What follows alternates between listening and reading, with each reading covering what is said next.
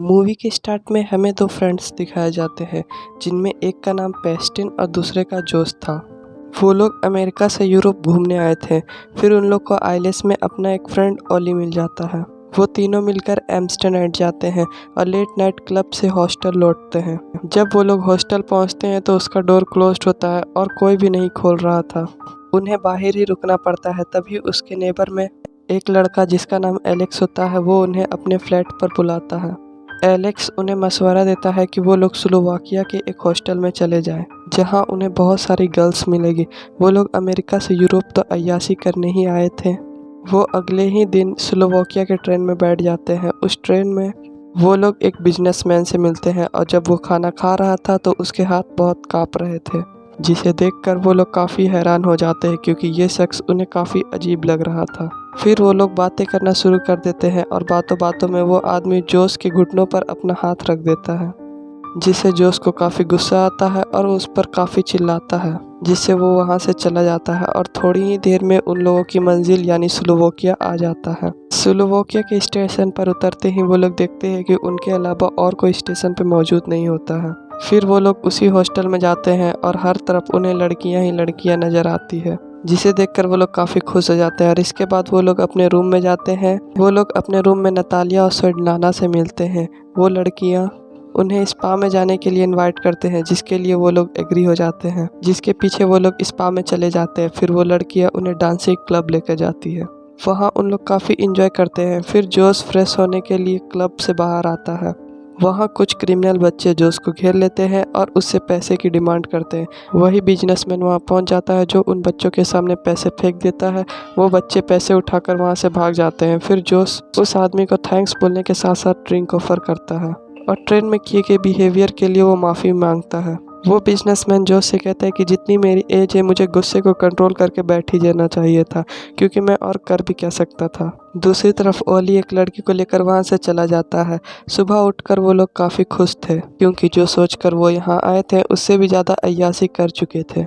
लेकिन ओली उन्हें कहीं भी नहीं मिल रहा था। वो ओली का फ़ोन ट्राई करते हैं लेकिन उसका मोबाइल भी नहीं लग रहा था। फिर रिसेप्शनिस्ट उनको बताता है कि ओली सुबह ही चेकआउट कर चुका है, लेकिन ये बात उन लोगों की समझ से परे थी। तभी उनके सामने एक जापानीज लड़की जिसका नाम कान्हा होता है पास आती है और फ़ोन में उन्हें ओली की पिक्चर दिखाती है। वो बताती है कि ये पिक्चर उसने मुझे सुबह ही भेजी है और इसके साथ यूके भी लापता है। कुछ देर बाद उन्हें एक फ़ोन आता है जिस मैसेज में लिखा होता है कि मैं घर पहुंच चुका हूं, लेकिन हकीकत में ऐसा नहीं था। रियलिटी तो ये होती है कि किसी ने ओली का सर उसके धड़ से अलग कर दिया था और साथ साथ यूके को भी टॉर्चर कर रहा था। दूसरी तरफ पैक्सटिन और जोश कान्हा के साथ वहाँ से निकलने का प्लान बनाते हैं। तभी वहाँ नटालिया और स्वेटलाना आ जाती है और उन्हें डांसिंग क्लब में जाने के लिए फोर्स करती है। जोश का कहीं जाने का मूड नहीं था, लेकिन पैक्सटन अभी भी इंजॉय करना चाहता था। लेकिन पैक्सटन जोश को भी रेडी कर देता है। क्लब में जाने के बाद लड़कियां उन दोनों को कुछ खिलाती है, जिसकी वजह से जोश की तबीयत खराब होना शुरू हो जाती है और वो वापस हॉस्टल में आ जाता है। जैसे ही वो अपने कमरे में आता है बेहोश हो जाता है। साथ ही साथ पैक्सटन की भी तबीयत खराब होने लगती है और वो वॉशरूम की जगह दूसरे रूम में चला जाता है और उसका डोर लॉक हो जाता है। और जब उसे होश आता है तो मुश्किल से ही कुछ देख पा रहा था। फिर हम जोश को देखते हैं जो एक चेयर से बंधा हुआ होता है। उसके पास कोई आदमी आता है और उसके चेहरे से मास्क हटाता है। फिर वो एक ड्रिल की मदद से उसके चेस्ट में 2 होल कर देता है और वो और कोई नहीं बल्कि वही बिजनेसमैन था। वो जोश को बताता है कि मैं हमेशा से सर्जन बनना चाहता था, लेकिन वो कभी भी नहीं बना। उसकी वजह ये थी कि उसके हाथ हमेशा कांपते थे।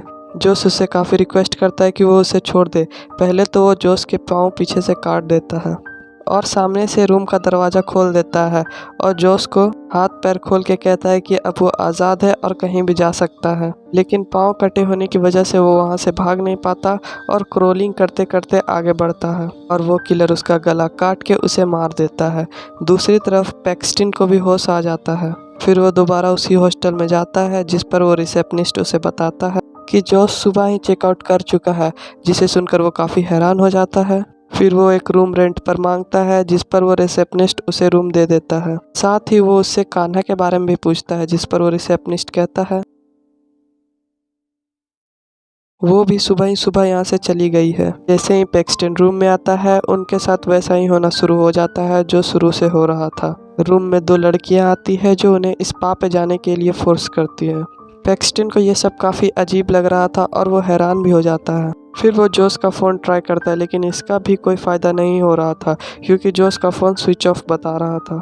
इसके बाद वो पुलिस स्टेशन जाता है और रिपोर्ट लिखाता है, लेकिन पुलिस वाला भी उसे कोई हेल्प नहीं करता। वो वापस हॉस्टल में आकर नतालिया और स्वेटलाना से जोस के बारे में पूछता है, जिसमें पहले तो वो बात घुमाती रहती है, लेकिन जोस जैसे ही गुस्सा करता है वो उसके बारे में बताना स्टार्ट कर देती है। उन्होंने जोस को एक आर्ट एग्जीबिशन में देखा था। फिर नतालिया पैक्सटन को वहाँ लेकर जाती है।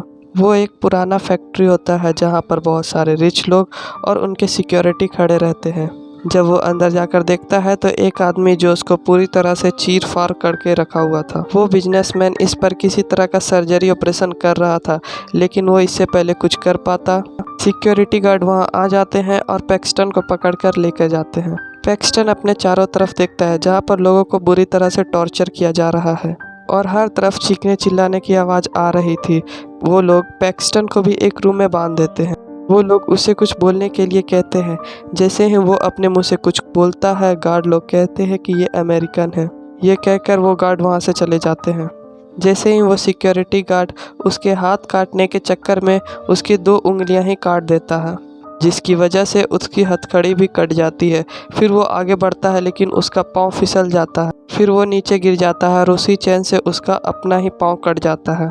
पैक्सटन फ़ौरन से खुद को आज़ाद करता है, पिस्टल उठाता है और फ़ौरन से उसे मार देता है, जिसे सुनकर सिक्योरिटी गार्ड उस रूम में आते हैं, जिस पर पैक्सटन उसे ऐसे शो करवाता है कि जैसे वो अभी भी बंधा हुआ है। और जैसे ही उसे मौका मिलता है वो तीनों गार्ड को भी मार देता है और इसके साथ ही उसके पिस्टल की बुलेट ख़त्म हो जाती है।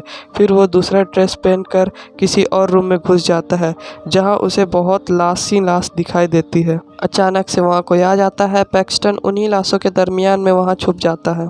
वो आदमी इन डेड बॉडीज़ को कहीं पर रखने के लिए ले जा रहा होता है। वहाँ पर पैक्सटन को जोस की डेड बॉडी भी मिल जाती है। वो किसी तरह खुद को संभालता है और मौका मिलते ही उस आदमी को मार देता है। वो वहाँ से निकलकर लिफ्ट के जरिए फर्स्ट फ्लोर पर आ जाता है, जहाँ उसे अच्छे कपड़े मिलते हैं जिसे वो पहन लेता है। उस ड्रेस के पॉकेट में उसे एक कार्ड मिलता है जो इस जगह का एड्रेस था।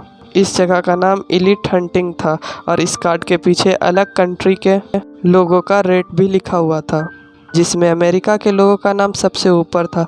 अभी पैक्सटन कुछ पढ़ ही रहा होता है कि वहाँ पर एक सिक्योरिटी गार्ड आ जाता है। वो इसे क्लाइंट समझता है। वो उसे बताता है कि हमें एक जापानीज लड़की मिली है जिसके साथ हमें बहुत कुछ करना है और यहाँ पर और वो किसी की नहीं बल्कि कान्हा की बात कर रहा था। उस आदमी के जाते ही पैक्सटन पिस्टल उठाता है और वहाँ से बाहर आ जाता है। बाहर आकर वो एक कार में बैठ जाता है और उस कार में उसकी चाबी भी लगी हुई थी। अभी वो कार में बैठ ही रहा होता है कि उसे कान्हा की चीखने की आवाज़ सुनाई देती है। वो फ़ौरन से उसके रूम में जाता है। वो जैसे ही कान्हा को देखता है तो वो आदमी उसे ब्लो टॉर्च से जला रहा होता है और इसी के साथ वो उसे शूट कर देता है। लेकिन इसी के साथ कान्हा बहुत ज़्यादा तकलीफ़ में लग रही थी क्योंकि उसकी आधी आँख बाहर आ चुकी थी। पैक्सटन उसे बचाने के लिए उसकी आँख को उसकी बॉडी से अलग कर देता है। ये सीन बहुत ही ज़्यादा दर्दनाक थी। किसी तरह बहुत मुश्किल से वो लोग जान बचाकर बाहर आते हैं और गाड़ी में बैठ जाते हैं। इसी के साथ बहुत से सिक्योरिटी गार्ड उनका पीछा करते हैं। रास्ते में उसे नतालिया, स्वेटलाना और एलेक्स नज़र आता है। वो उसे गाड़ी से उड़ाकर मार देता है। पैक्सटन स्टेशन पर जाना चाह रहा था, लेकिन रास्ते में पुलिस चेकिंग कर रही होती है। पुलिस वाले भी उन लोगों के साथ मिले हुए थे। उसी में से एक पुलिस ऑफिसर पैक्सटन को देख लेता है। जैसे ही वो पुलिस इनकी तरफ बढ़ता है वो कार से उतरकर बाहर भाग जाते हैं। वो पैदल ही चलते रहते हैं और चलते चलते स्टेशन पर पहुंच जाते हैं। लेकिन वहां पर भी वो देखते हैं कि बहुत से लोग उन्हीं के तलाश में हैं। मिरर में कान्हा अपनी फेस देख लेती है और अपनी फेस देखकर काफ़ी ज़्यादा डिसहार्ट हो जाती है और इसी के साथ ही वो सामने से आ रही ट्रेन में छलांग मारकर खुद को सुसाइड कर लेती है।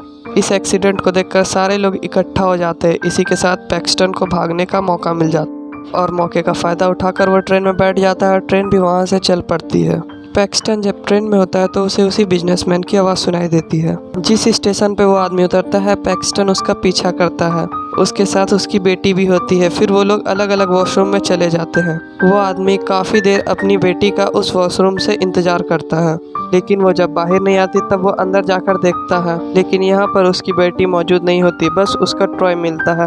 वो अपनी बेटी को सब तरफ खोजता है, लेकिन उसे कहीं भी उसकी बेटी नज़र नहीं आती। पैक्सटन उसकी बेटी को किडनैप करके कहीं और लेके चला जाता है और वो बिजनेसमैन अपनी बेटी को ढूंढता रहता है। इस मूवी में जो क्लब दिखाया गया है, जहाँ पर अमीर लोग अपने गुस्से और भड़ास को निकालने के लिए दूसरी कंट्रीज़ के लोगों को अपना शिकार बनाते हैं, और अलग अलग कंट्रीज़ के लोगों का अलग अलग रेट होता है, और सबसे ज़्यादा रेट अमेरिका के लोगों का होता है, क्योंकि वो अमेरिका के लोगों से नफरत करते थे। ये काम वो बहुत अरसे से करते आ रहे हैं और पुलिस भी उनका ये काम में साथ देती है।